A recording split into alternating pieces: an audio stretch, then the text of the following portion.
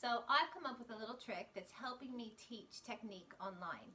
In particular, the technique of a heavy arm and helping students recognize what it feels like to have a heavy arm and to focus on arm weight.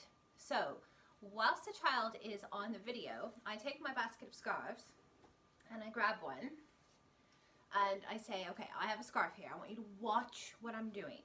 So I demonstrate putting my arm in and hanging my arm down. All the while the student is watching me do this on the screen. So I hang my arm down and then I just move my arm around. I say, what do you think this feels like? How do you think my arm feels? And invariably they always say your arm feels heavy or your arm feels floppy. And this is only by watching me do it. If the child was in lessons, of course I would do this to their arm or I would have them do it to their own arm.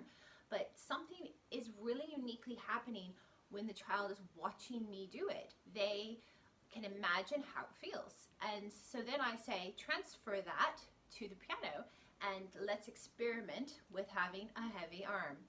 And they can do that even without using the prop.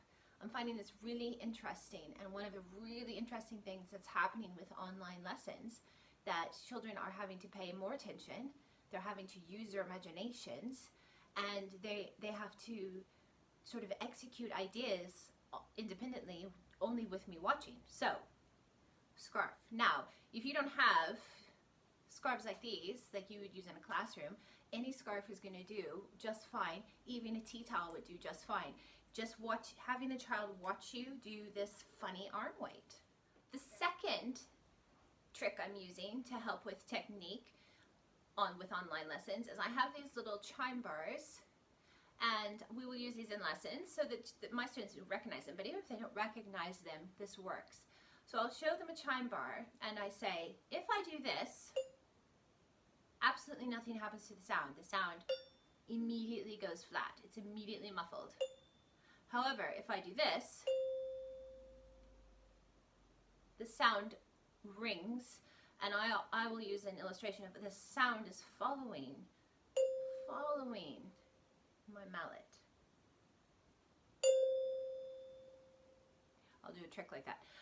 This is working really well because what you say is we want to release the note like we would with the chime bar.